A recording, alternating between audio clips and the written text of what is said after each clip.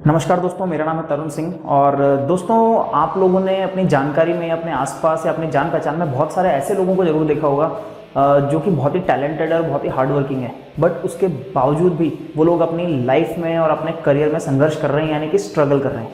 और दोस्तों, अगर हम ग्लोबल लेवल की भी बात करें तो करीब करीब 50% लोग ऐसे हैं जो कि गोल सेट करने के बाद भी उन्हें अचीव नहीं कर पाते हैं। और इन 50% लोगों के साथ एक कॉमन रीज़न होता है, और उस रीज़न या उस कारण का नाम है शुरुआत ना करना। जी हाँ दोस्तों, बहुत से ऐसे लोग हैं दुनिया में जो कि पोटेंशियल होने के बावजूद, यानी कि मल्टीपल टैलेंट्स होने के बावजूद, हार्ड वर्किंग होने के बावजूद भी अपने सेट टारगेट्स को कभी लाइफ में अचीव कर ही नहीं पाते।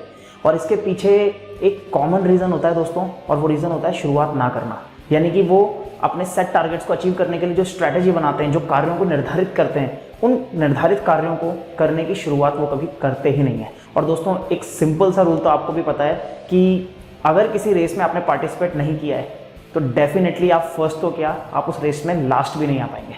तो दोस्तों, समझने वाली बात यह है या सोचने वाली बात यह है कि ऐसा आखिर ये लोग करते क्यों हैं। और दोस्तों, इसके पीछे बेसिकली 3 रीजंस होते हैं। रीज़न नंबर 1, परफेक्शन का वेट करना। दोस्तों, ज़्यादातर लोगों को लगता है कि जिस दिन वो परफेक्ट हो जाएंगे, यानी कि जिस दिन वो अपने बेस्ट वर्जन में आ जाएंगे, वो उस दिन अपने कार्यों की शुरुआत करेंगे। बट दोस्तों, ये हमारी बहुत बड़ी गलतफहमी होती है। परफेक्शन हमेशा कार्यों के साथ आता है, कार्यों से पहले नहीं। दोस्तों, याद कीजिए, जिस दिन आपने पहली बार साइकिल चलाई थी, क्या आप परफेक्ट साइकिल चला पाए थे? दोस्तों, याद कीजिए, जिस दिन आप पहली बार इस दुनिया में चलने लगे थे, क्या उस दिन आप परफेक्ट चल पाए थे? और दोस्तों, याद कीजिए, जिस दिन आपने पहली बार किसी कॉपी पे पेन से या पेंसिल से पहला अक्षर लिखा होगा, तो क्या आप परफेक्ट लिख पाए थे? आप बिल्कुल नहीं कर पाए थे। दोस्तों, आज आप उस समय से बहुत ज़्यादा बेहतर है। तो दोस्तों, परफेक्शन हमेशा काम के साथ आता है। लेकिन फिर भी दोस्तों, अगर आपको कुछ जरूरी तैयारियां पूरी करनी है तो अपने आप को एक समयावधि में बांध लीजिए, यानी कि एक टाइम लिमिट में अपने आप को सेट कर लीजिए। सपोज आपने अपने आप को 10 दिन, 20 दिन या 25 दिन दिए हैं, तो उस टाइम लिमिट के अंदर अंदर अपनी तैयारियों को कंप्लीट कीजिए। और अगर आप इस टाइम लिमिट के अंदर भी अपनी तैयारियों को पूरा नहीं कर पाए तो आप जिस भी कंडीशन में, उस कंडीशन में शुरुआत कर दीजिए। दोस्तों, इसके 2 फायदे होंगे।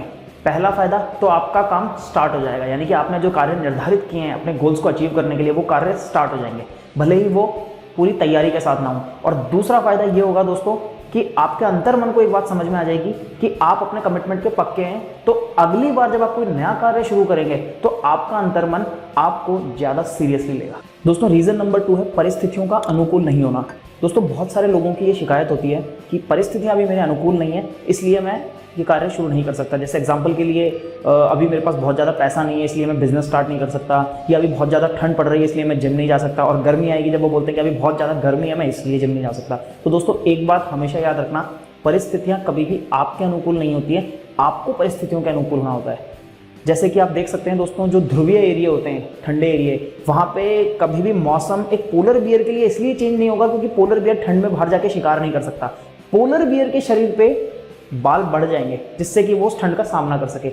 इसी तरीके से दोस्तों, जो रेगिस्तानी एरिया हैं, वहाँ पे जहाँ पे पानी कम है, जैसे राजस्थान का एरिया, वहाँ पे जो ऊँट रहते हैं, कभी भी राजस्थान की गर्मी इसलिए कम नहीं हो जाएगी या राजस्थान की ज़मीन में पानी इसलिए ज़्यादा नहीं आ जाएगा क्योंकि ऊँट को प्यास ज़्यादा लग रही है।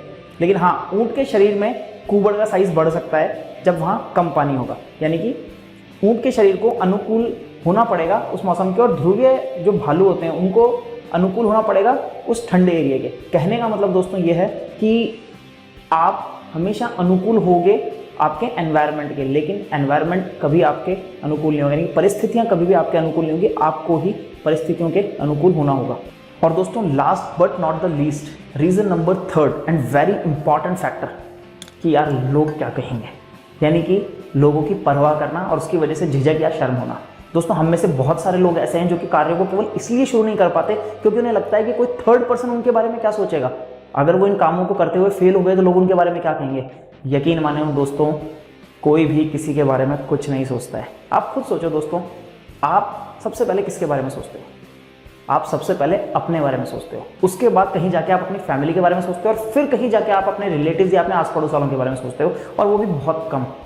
तो दोस्तों, खुद सोचो, आप कार्यों को केवल इसलिए शुरू नहीं कर रहे क्योंकि कोई जेड पर्सन आपके लिए क्या बोलेगा या आपके बारे में क्या सोचेगा और क्या रिएक्शन होगा, केवल इसलिए आप अपनी लाइफ को अफेक्ट कर रहे हो। जबकि असल मायनों में बात यह है कि अगर आप उस आदमी से जाके पूछोगे तो शायद वो आपको बोले कि लास्ट मैंने कुछ ईयर से आपके बारे में कभी कुछ सोचा ही नहीं है। और दोस्तों, ऐसे लोगों का रिएक्शन आपके लिए कैसा होगा, केवल इसलिए आप अपने कार्यों को टालते रहते हैं। तो दोस्तों इस आदत को भी ख़त्म कीजिए, क्योंकि ये आदत आपको सबसे ज़्यादा नुकसान पहुंचा रही है। यकीन मानिए दोस्तों, किसी को किसी की परवाह नहीं है, सबसे ज़्यादा इंसान को अपनी और अपनों की परवाह होती है। इसलिए सबसे पहले आप अपनी परवाह कीजिए। दोस्तों अगर आप भी शुरुआत ना कर पाने की समस्या से जूझ रहे थे तो मुझे आशा है कि ये वीडियो आपकी मदद करेगा, तो इस चैनल को प्लीज़ सब्सक्राइब कीजिए। और हाँ, एक बहुत ही पुरानी लाइन है एक पुराने सीरियल की, जो मुझे पर्सनली बहुत पसंद है और मुझे बहुत इंस्पायर करती है। यकीन है कि आपको भी इंस्पायर करेगी। और इस लाइन के साथ ही मैं इस वीडियो को फिनिश करना चाहूँगा, चल बांध कमर क्या डरता है, फिर देख खुदा क्या करता है। धन्यवाद दोस्तों, जय हिंद जय भारत।